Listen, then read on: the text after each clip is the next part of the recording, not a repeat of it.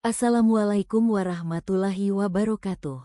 Setiap detik, darah mengalir dalam tubuh kita, membawa kehidupan. Tapi bagaimana jika aliran itu terhambat? Bagaimana jika pipa vital dalam tubuh Anda mulai tersumbat tanpa Anda sadari? Halo, sahabat sehat, selamat datang kembali di channel ini. Dan hari ini, kita akan membahas topik yang sangat penting dan mungkin bisa menyelamatkan hidup Anda atau orang yang Anda cintai. Pernahkah Anda mendengar tentang sumbatan pembuluh darah? Mungkin Anda mengenalnya sebagai penyakit jantung koroner, stroke, atau bahkan penyakit arteri perifer. Ini adalah kondisi serius yang seringkali datang tanpa gejala berarti di awal, namun dampaknya bisa fatal. Bayangkan ini, sebuah krisis kesehatan yang mematikan, yang seringkali baru terdeteksi saat sudah parah.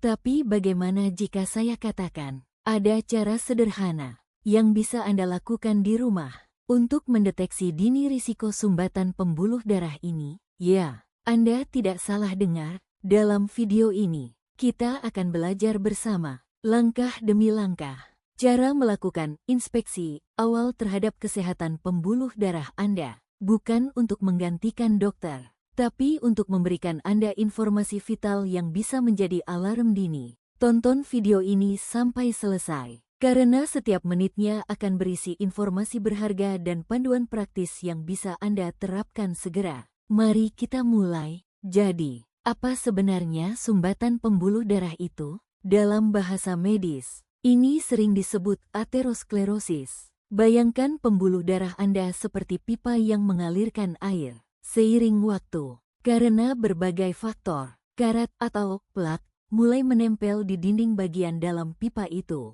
Plak ini terbuat dari lemak, kolesterol, kalsium, dan zat lain dalam darah Anda. Awalnya kecil, tapi lama-kelamaan bisa menumpuk, mengeras, dan mempersempit pembuluh darah. Akibatnya, aliran darah menjadi tidak lancar. Mengapa berbahaya? Karena darah membawa oksigen dan nutrisi ke seluruh organ tubuh.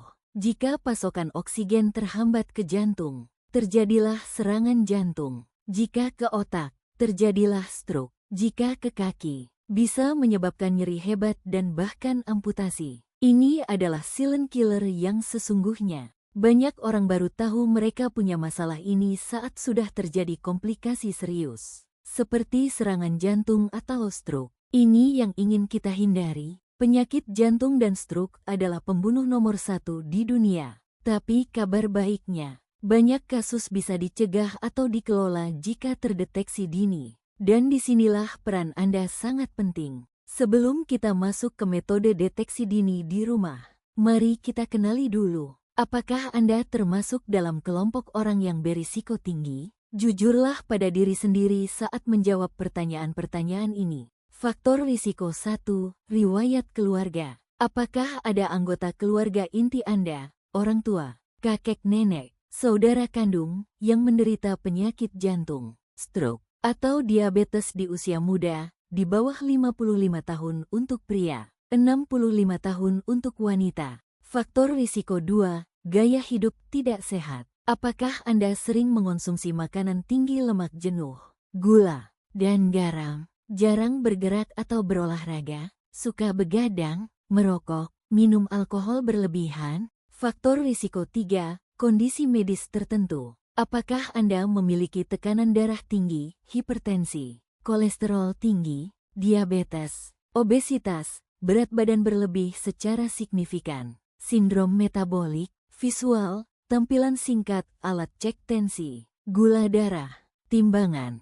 Faktor risiko 4, usia dan jenis kelamin. Meskipun bisa terjadi pada usia berapapun, risiko meningkat seiring bertambahnya usia. Pria umumnya memiliki risiko lebih tinggi di usia lebih muda dibandingkan wanita sebelum menopause. Faktor risiko 5, stres kronis. Apakah Anda sering merasa stres berkepanjangan tanpa pengelolaan yang baik? Jika Anda menjawab, ya, untuk beberapa dari pertanyaan di atas, jangan panik. Ini bukan vonis mati. Justru ini adalah panggilan untuk lebih proaktif menjaga kesehatan Anda. Dan inilah gunanya video ini. Oke, sekarang kita masuk ke bagian intinya. Metode pertama yang bisa Anda lakukan sendiri di rumah adalah pemeriksaan denyut nadi perifer. Ini adalah indikator awal yang sangat baik untuk melihat kemungkinan adanya masalah aliran darah di ujung-ujung tubuh. Denyut nadi radial, pergelangan tangan. Posisikan tangan Anda dengan telapak menghadap ke atas. Letakkan dua jari, telunjuk dan tengah, di pergelangan tangan Anda, tepat di bawah ibu jari. Rasakan denyutan yang teratur. Perhatikan, apakah denyutannya kuat dan teratur, atau apakah terasa lemah, tidak teratur, atau bahkan hilang. Bandingkan antara tangan kanan dan kiri. Adakah perbedaan? Jika denyutan lemah atau tidak teratur di satu sisi, atau bahkan tidak teraba, ini bisa menjadi tanda adanya penyempitan pembuluh darah di lengan atau tangan Anda. Denyut nadi karotis, leher. Metode ini harus dilakukan dengan hati-hati. Jangan menekan terlalu keras atau memeriksa kedua sisi secara bersamaan. Bisa menyebabkan pingsan. Sentuh lembut sisi leher Anda, di sebelah trakea, batang tenggorokan, tepat di bawah rahang. Rasakan denyutan. Jangan terlalu lama. Perhatikan, apakah teratur, apakah kuat. Denyut nadi dorsalis pedis, punggung kaki, dan tibialis posterior, pergelangan kaki dalam. Ini yang seringkali terlewatkan dan sangat penting untuk deteksi penyakit arteri perifer. Dorsalis pedis, duduk atau berbaring. Letakkan kaki Anda dengan santai. Raba punggung kaki Anda di antara jari kaki kedua dan ketiga, sedikit di atas pertengahan kaki. Rasakan denyutan. Tibialis posterior.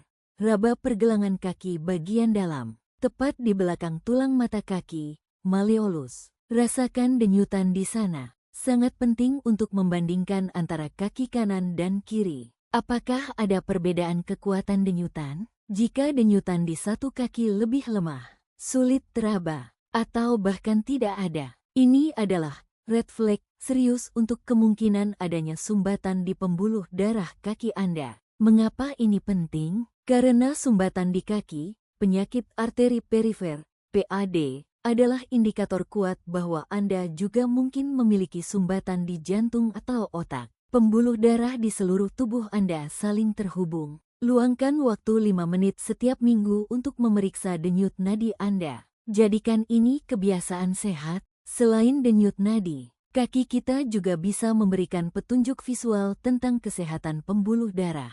Perhatikan baik-baik kaki Anda, terutama jika Anda memiliki diabetes atau merokok. Poin-poin pemeriksaan visual. Perubahan warna kulit. Apakah kulit kaki Anda terlihat pucat, kebiruan, atau kemerahan saat digantung dan memucat saat diangkat? Ini bisa menandakan sirkulasi darah yang buruk. Perubahan suhu kulit. Sentuh kedua kaki Anda. Apakah ada satu kaki yang terasa lebih dingin dari yang lain? Ini juga bisa menjadi tanda. Rambut kaki yang menipis atau rontok. Pembuluh darah yang menyempit mengurangi suplai darah ke folikel rambut, menyebabkan rambut kaki menipis atau bahkan rontok. Kuku kaki yang menebal atau lambat tumbuh. Sirkulasi buruk juga memengaruhi pertumbuhan kuku. Luka atau borok yang sulit sembuh. Luka kecil yang tidak kunjung sembuh, terutama di jari kaki atau tumit, adalah tanda bahaya serius. Darah yang kurang kaya oksigen membuat proses penyembuhan terhambat.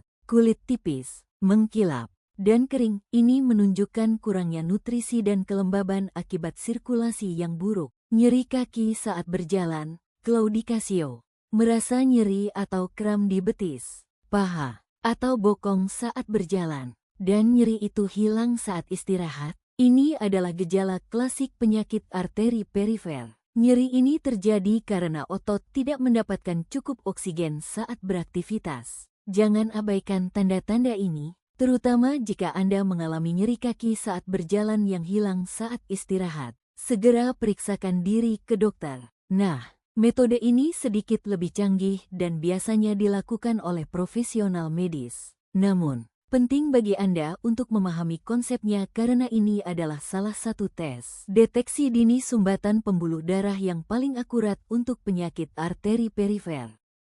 Penjelasan ABI. ABI adalah perbandingan tekanan darah di pergelangan kaki, ankle, dengan tekanan darah di lengan, brachial. Ini adalah cara non-invasif tidak ada jarum atau sayatan untuk mendeteksi sumbatan. Bagaimana cara kerjanya? Dokter atau perawat akan mengukur tekanan darah Anda di kedua lengan dan kedua pergelangan kaki menggunakan manset tekanan darah dan alat Doppler untuk mendengar aliran darah.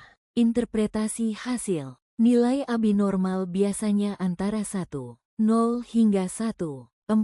Artinya, tekanan darah di kaki sama atau sedikit lebih tinggi dari lengan. Jika nilai AB Anda kurang dari 0,9, ini menunjukkan adanya sumbatan atau penyempitan pembuluh darah di kaki. Semakin rendah angkanya, semakin parah sumbatannya. Angka di atas 1,4 juga bisa menunjukkan adanya pengerasan pembuluh darah, yang juga perlu perhatian medis. Meskipun Anda tidak bisa melakukan tes ini sendiri di rumah, penting untuk meminta dokter Anda untuk melakukan tes AB jika Anda memiliki faktor risiko tinggi atau gejala yang disebutkan sebelumnya. Ini adalah investasi kecil untuk kesehatan besar Anda. Tanyakan pada dokter Anda tentang tes AB pada kunjungan berikutnya jika Anda khawatir. Penting untuk diingat, deteksi dini di rumah ini bukan pengganti diagnosis medis profesional. Ini adalah alat bantu agar Anda lebih proaktif. Jadi, kapan Anda harus segera mencari bantuan medis? Nyeri dada yang baru atau memburuk, terutama jika menjalar ke lengan, leher, rahang, atau punggung. Ini bisa jadi serangan jantung. Visual, orang memegang dada, gejala stroke mendadak, kelemahan atau mati rasa mendadak di satu sisi tubuh, kesulitan bicara, pandangan kabur, sakit kepala hebat mendadak, pusing parah. Ingat face dropping, arm weakness, speech difficulty, time to call emergency, nyeri kaki hebat yang tidak hilang saat istirahat, terutama jika disertai perubahan warna kulit pucat, kebiruan, dingin, atau mati rasa. Ini bisa menjadi tanda sumbatan arteri akut yang mengancam tungkai. Luka di kaki yang tidak sembuh-sembuh, terutama jika Anda punya diabetes atau merokok. Denyut nadi perifer yang sangat lemah atau tidak teraba, terutama jika disertai gejala lain. Perubahan signifikan pada pemeriksaan mandiri Anda, jika Anda sebelumnya punya denyutan kuat, lalu tiba-tiba melemah atau hilang. Memiliki banyak faktor risiko, bahkan tanpa gejala. Jika Anda punya banyak faktor risiko, kunjungi dokter secara teratur untuk screening. Jangan tunda, semakin cepat dideteksi, semakin baik prognosisnya. Dokter akan melakukan pemeriksaan fisik, riwayat kesehatan, dan mungkin menyarankan tes darah, kolesterol, gula darah, EKG, ekokardiogram, atau tes pencitraan lainnya. Deteksi dini itu penting, tapi pencegahan jauh lebih baik. Mari kita ringkas beberapa langkah gaya hidup sehat yang bisa Anda lakukan mulai hari ini. Makan makanan sehat, perbanyak buah, sayur, biji-bijian utuh, batasi lemak jenuh, lemak trans, gula, dan garam. Rutin berolahraga, setidaknya 30 menit, 5 hari seminggu. Jalan cepat, berenang, bersepeda, pilih yang Anda nikmati. Berhenti merokok, ini adalah salah satu penyebab utama sumbatan pembuluh darah.